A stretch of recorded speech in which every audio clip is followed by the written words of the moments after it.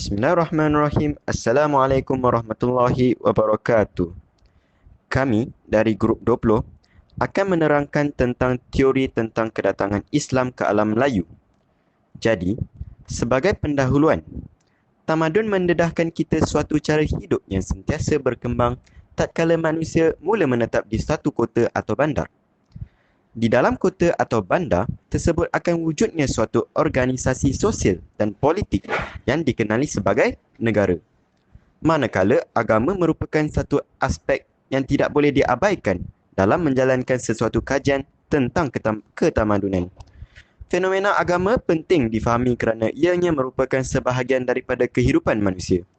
Dengan kata lain, tanpa manusia mustahil wujudnya satu-satu agama.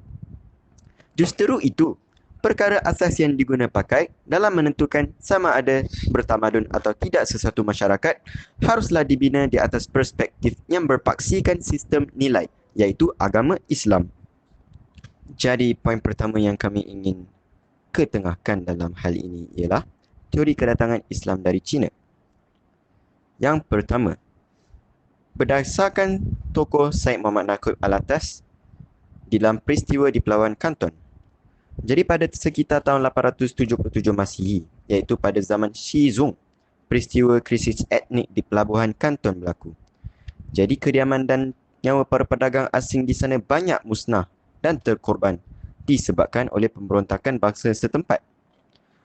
Lebih daripada 120 hingga 200 ribu nyawa termasuk daripada para pedagang Arab dan Islam telah menjadi korban dalam peristiwa berdarah tersebut. Implikasi tersebut membawa pada penghijrahan para pedagang yang terselamat ke Kedah dan Palembang demi mendapatkan perlindungan. Secara amnya, kedatangan mereka ke Kedah dan Palembang ini dijadikan asas teori Islam datang daripada China. Jadi, poin yang kedua, daripada tokoh S.Q. Fatimi. Kewujudan kerajaan Bani Champa, iaitu pada 1000 ke 1471 Masihi, yang dianggap didirikan oleh pelarian Syiah Alawiyah, Damsyik. Tetapi, disebabkan oleh serangan kerajaan Anam, mereka berpindah ke Mekah dan Aceh untuk mendapatkan perlindungan. Dan yang ketiga, penemuan batu bersurat di Terengganu yang sebenarnya bertarikh 1301 Masihi mempunyai persamaan dengan batu nisan yang ada di Champa Selatan. Buktinya, penemuan batu nisan seorang wali Allah berketurunan Arab di Pekan Pahang yang bertarikh 1028 Masihi, di mana atas batu nisan ini terukur ayat-ayat Al-Quran. Penemuan batu nisan turut berlaku di Leran, Surabaya, yang pada tarikh itu bertarikh 1082 Masihi, maafkan saya, atau 1102 Masihi, yang sangat ketara ciri-ciri keislaman batu nisan tersebut.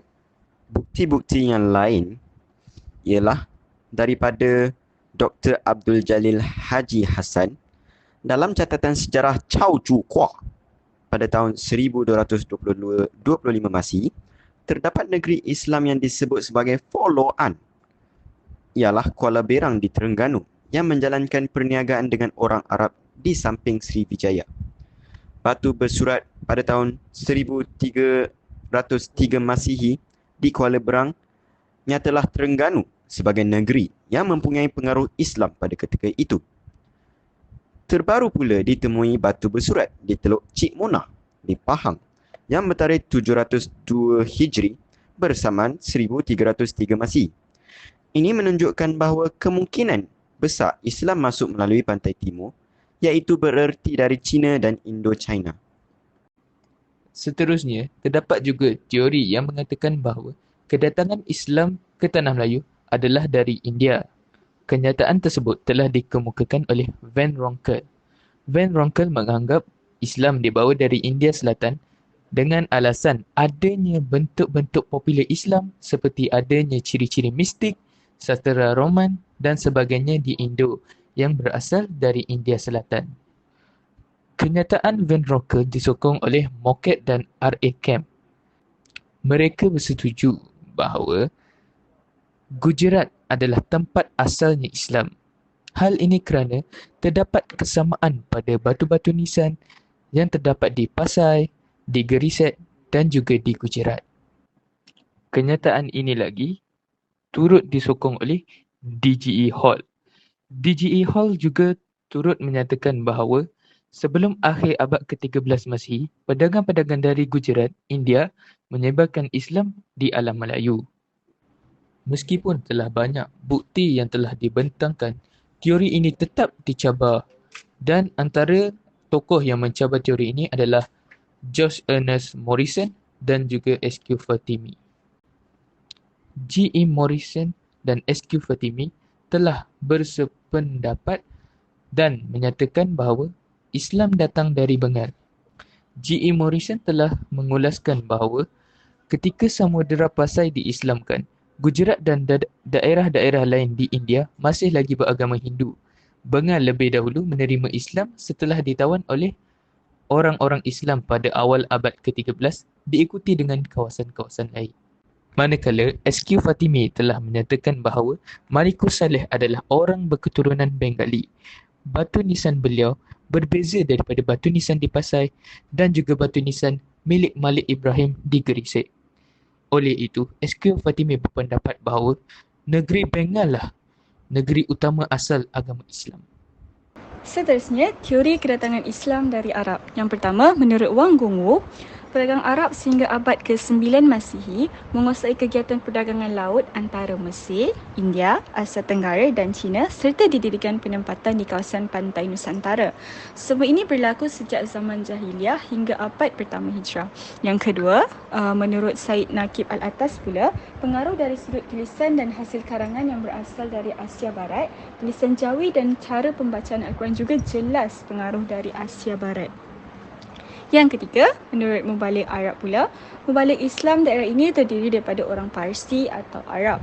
Fahaman keagamaan yang dibawa oleh mereka bersifat Timur Tengah dan bukannya dari India, contohnya cara penghuraian mazhab ilmu tasawuf dan sebagainya. Yang keempat, menurut Hamka pula, beliau berkata sudah terbukti bahawa penerimaan Islam adalah dari Arab atau daripada salah seorang syekh atau waliullah dan atas alasan pengislaman ke negeri-negeri Melayu adalah langsung dari sumber Mekah. Buktinya, terutusnya Syekh Ismail oleh Syarif Mekah yang singgah di Malabar untuk mengambil Fakih Muhammad, keturunan Abu Bakar As-Siddiq menyertai ke Nusantara untuk mengislamkan Merah Silo. Yang terakhir, yang kelima, pengislaman pembesar. Yang pertama, buktinya pengislaman Parameswara dilakukan oleh Said Abdul Aziz yang datang dari Jeddah. Yang kedua, pengislaman di Aceh dirintis oleh Syekh Abdullah Arif yang datang dari tanah Arab bersama muridnya Burhanuddin.